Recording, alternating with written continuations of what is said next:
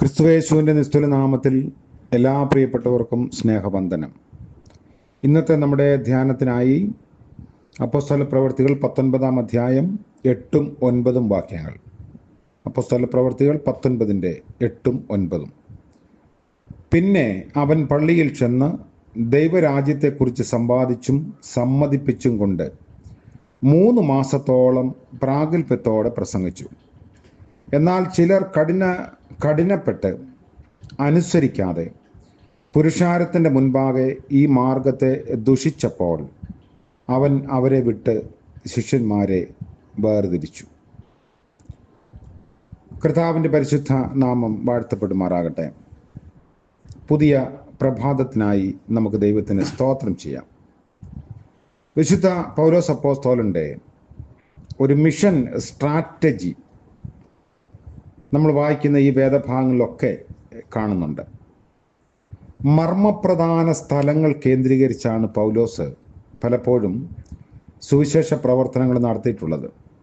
പ്രധാന നഗരങ്ങൾ, അതുപോലെ വാണിജ്യ കേന്ദ്രങ്ങൾ, സാംസ്കാരിക കേന്ദ്രങ്ങൾ, ഇങ്ങനെയുള്ള സ്ഥലങ്ങളിലാണ് വേല ആരംഭിക്കുന്നത്.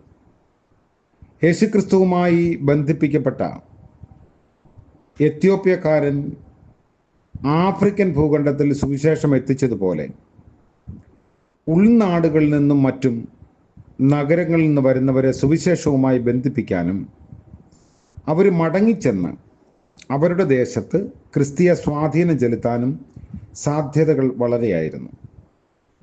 നാഗരികത വർദ്ധിച്ചുകൊണ്ടിരുന്ന ഇക്കാലത്ത് അതിൻ്റെ പ്രസക്തിയും വർദ്ധിച്ചിട്ടുണ്ട്.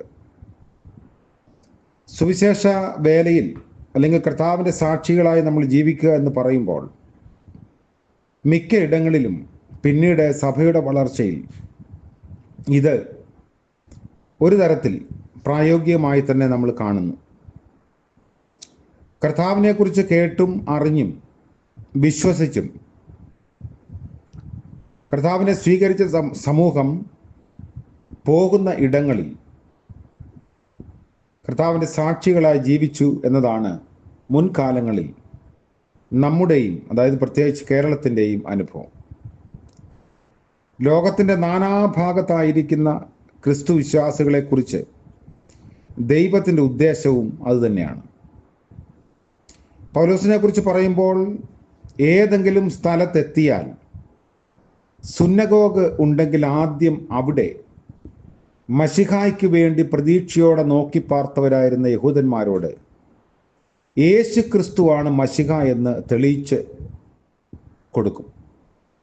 നിരാകരിച്ചാൽ വിജാതീയരിലേക്ക് തിരിയും. സ്വജാതിക്കാർക്ക് സുവിശേഷം നൽകാനുള്ള വ്യഗ്രതയും ഈ ഒരു പൗലോസിൻ്റെ ശൈലിയിൽ ഉണ്ടാവാം. ആദ്യം സുനഗോഗ് കേന്ദ്രങ്ങൾ ലക്ഷ്യമിടുന്നതിൻ്റെ ഉദ്ദേശം അതുതന്നെയാണ്. സഭയ്ക്കുള്ളിലും സുവിശേഷ പ്രഘോഷണത്തിൻ്റെ ആവശ്യമേറെയാണ്. 1-ാം തലമുറയിലെ തീക്ഷ്ണത തലമുറകൾ കഴിയുമ്പോൾ ഒരു പക്ഷെങ്കിൽ കണ്ടു എന്ന് വരില്ല. ഭവനങ്ങൾ കേന്ദ്രീകരിച്ചുള്ള പ്രാർത്ഥനാ യോഗങ്ങളിലും മറ്റും സമീപവാസികളെ കൂടെ ആകർഷിച്ച് സുവിശേഷം പങ്കിടുന്നതിൽ ഏറെ ശ്രദ്ധാലുക്കളായിരുന്നു മുൻപ് നമ്മുടെ പൂർവിക സമൂഹം. പൗലോസ് 3 മാസം സുനഗോഗ് കേന്ദ്രീകരിച്ച് പ്രാഗൽഭ്യത്തോടെ പ്രസംഗിച്ചു. ദൈവരാജ്യത്തെക്കുറിച്ച് പ്രസംഗിക്കുന്നതും യേശു ആണ് ക്രിസ്തു എന്ന് പ്രസംഗിക്കുന്നതും ഒന്നു തന്നെയായിരുന്നു. 8ഉം 9ഉം വാക്യങ്ങളുടെ അവസാന ഭാഗത്ത് കാണുന്ന തുറന്നോസിന്റെ പാഠശാലയിൽ ദിനം പ്രതി സമ്പാദിച്ചു പോന്നു. 2 വർഷത്തോളം അവിടെ പാർത്ത് ഈ രീതി തുടർന്നു എന്ന് കാണുന്നു. ഒരു തരത്തിൽ പറഞ്ഞാൽ ഈ സോക്രട്ടീസിൻ്റെ ശൈലിയിലുള്ള സംവാദമായിരുന്നു പൗലോസ് നടത്തിയത്. അതായത് ചോദ്യോത്തര ശൈലി. ക്രിസ്ത്യൻ സോക്രട്ടീസ് എന്നാണ് പൗലോസ് അറിയപ്പെട്ടിരുന്നത്. തുറന്നോസ് ആരാണ് എന്നതിനെക്കുറിച്ച് കൂടുതലൊന്നും അവിടെ എടുത്തു പറയുന്നില്ല. ഒരു പക്ഷെങ്കിൽ മികച്ച തത്വചിന്തകനോ വിദ്യാഭ്യാസ പ്രവർത്തകനോ ഒക്കെ ആയിരുന്നിരിക്കാം. പാഠശാല ഒഴിവുള്ള സമയത്ത് രാവിലെ മുതൽ വൈകിട്ട് 4 മണി വരെ അവിടെ ക്രമമായി പൗലോസ് ക്ലാസ് എടുക്കും. വാണിജ്യ ആവശ്യങ്ങൾക്കും മറ്റ് കായിക അഭ്യാസത്തിനും മറ്റ് കീർത്തിപ്പെട്ട സ്ഥലമായിരുന്നു എഫസോസ്. ഏഷ്യ മൈനറിലെ പല സ്ഥലങ്ങളിൽ നിന്ന് വന്നു ചേരുന്നവരിൽ കുറേ ആളുകൾ പ്രസിദ്ധമായ തുറന്നോസിൻ്റെ പാഠശാലയിൽ രാവിലെ 11 മുതൽ വൈകിട്ട് 4 വരെ ഇങ്ങനെയുള്ള ക്ലാസ്സുകളിൽ ക്രമമായി പങ്കെടുക്കും. പല ആളുകളും രക്ഷാനിർണയമുള്ളവരായി സ്വദേശത്തേക്ക് മടങ്ങിച്ചെന്ന് അവിടെ സുവിശേഷം പങ്കിടും.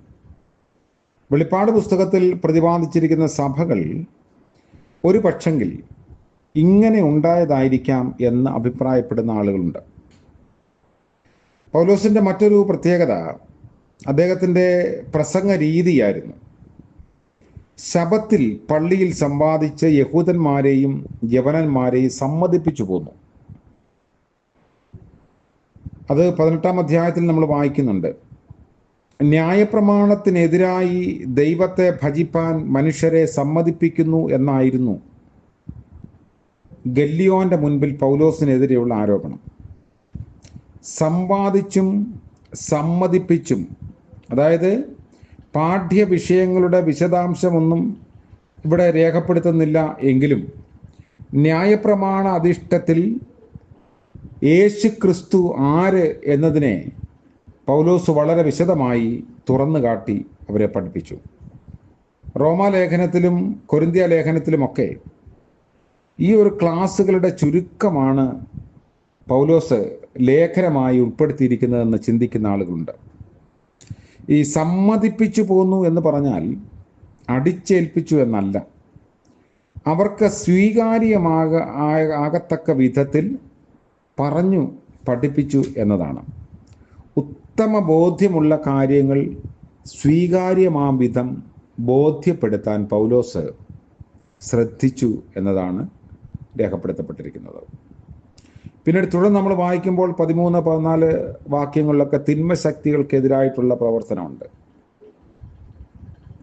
പൗലോസിൻ്റെയൊക്കെ കാലത്ത് രോഗം, അതായത് വിശേഷിച്ച് മാനസിക രോഗം, ദുരാത്മാവിൻ്റെ പ്രവർത്തനമായിട്ട് കരുതിയിരുന്നു. 18 വർഷം കൂനിയായിരുന്ന സ്ത്രീയെക്കുറിച്ച് യേശു പറഞ്ഞത് 18 സംവത്സരമായി സാത്താനാൽ ബന്ധിക്കപ്പെട്ടിരുന്ന സ്ത്രീ എന്നാണ്. ഇപ്പോൾ പൗലോസ് കർത്താവിൻ്റെ സുവിശേഷം യഹൂദന്മാരുടെ ഒരു കോണ്ടെക്സ്റ്റിൽ അവരുടെ മശിഹ ഈ ക്രിസ്തു തന്നെയാണ് എന്ന് തെളിയിച്ചു കൊടുക്കുകയും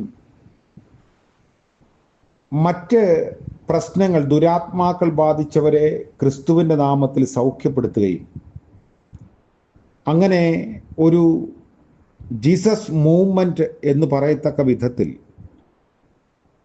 അതിന് അടിസ്ഥാനമിട്ട ആളാണ് വിശുദ്ധ പൗലോസ് അപ്പോസ്തലൻ.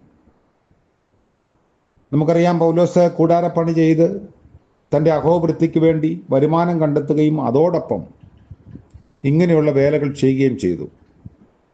സഭയുടെ ശില്പിയെന്നും പണിക്കാരനെന്നും പൗലോസിനെ വിളിക്കുന്നത് ഇതിൻ്റെ കാരണത്താലാണ്.